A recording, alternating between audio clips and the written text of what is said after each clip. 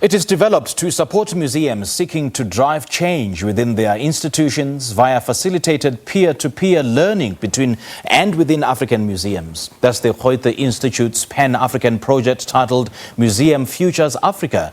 The 6 participating museums are Senegal's IFAN, National Museum of Guinea, the National Museums of Kenya, Biko Centre, King Williamstown, Nigeria's Yemisi Shyllon Museum of Art, the Pan-Atlantic University and Uganda Museum.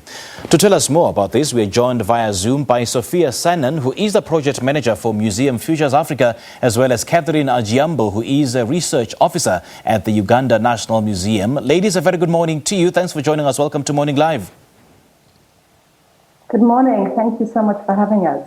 All right, Good Sophia. morning. Good morning to you. Sophia, I'm going to start with you. What is MuseumFutures Africa and what's the inspiration behind the Pan-African project?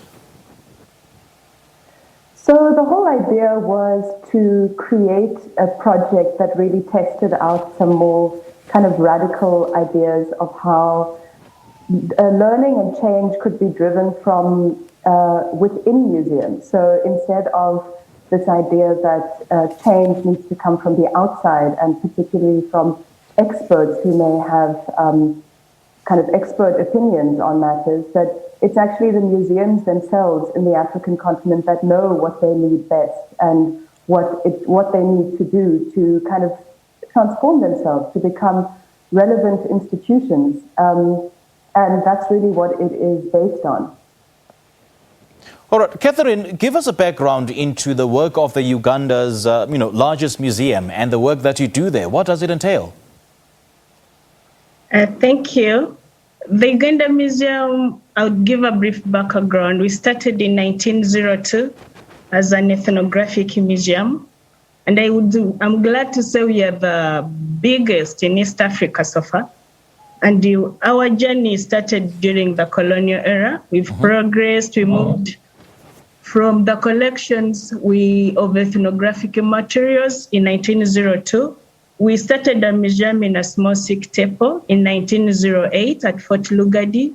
Then we moved to Makerere University in 1941 in the School of Industrial Fine Art.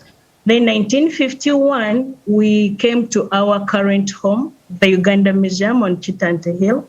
1954, we opened to the public. And we have amassed a lot of ethnographic collections, which we house, which we preserve, and we do research on these materials. So I would say it has been a great deal of work that we are doing. Sophia, what selection process was used in appointing the 6 participating museums? I think one of the ideas was really to have representativity across the continent. So to really have a mix of Anglophone and Francophone museums for one, to challenge the kind of divide that often happens between these regions. It being a rather small project, of course, it's not totally representative.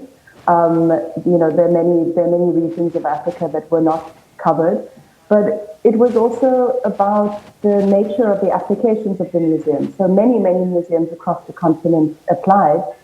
And the nature of the intention and the interest in seeking change within the museum, that was a core component. Additionally, I think the idea of quite a range of museums. So we have state-sponsored museums, we have private museums, cultural and natural history museums and art museums. Steve Biko, for example, the Steve Biko Centre is a history museum that's not very focused on artifacts, but more on ideas and people. So it was all of those things that kind of went into the selection.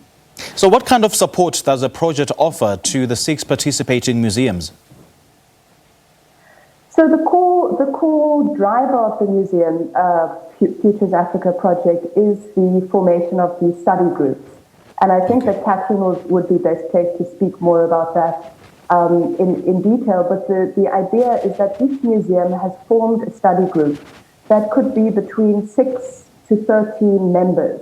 And these members include people who work in the museum. They could be directors, curators, educational officers, security guards, people who work in all roles and positions in the museum, as well as external people who might be teachers, artists, people in the community who have an interest in the museum.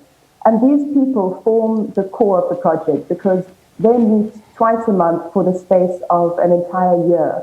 And in this meeting, they work through 3 modules of a curriculum that was developed in support of with the support of the Goethe-Institut by professionals on the African continent who have practical experience in the museum and art world. And the whole idea is that through this curriculum, the study groups really kind of take off into their own learning processes, which are about things that I think Catherine can say much more about.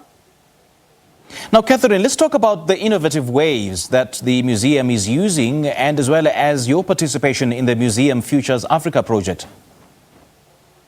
Thank you. Our participation in the MuseumFutures project has been, I would say, a guided curriculum that has been offered by the Goethe-Institut.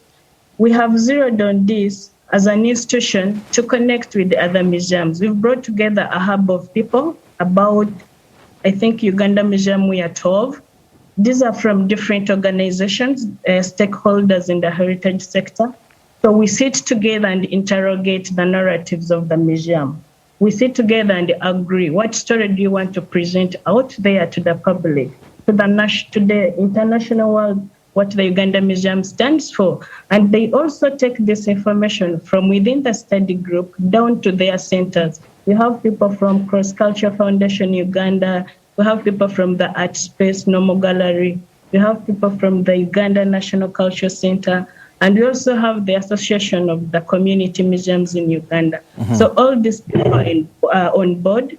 So as we sit, we have a feeling that they also take this information back to their institutions, and we impart the knowledge of what this curriculum is guiding us. It's a self-reflection of us as teams who work in the heritage sector. Where do you want to go? Where do you want to see the African museums heading? All right, Catherine and Sophia, great chatting to you ladies. Thank you so much for your time.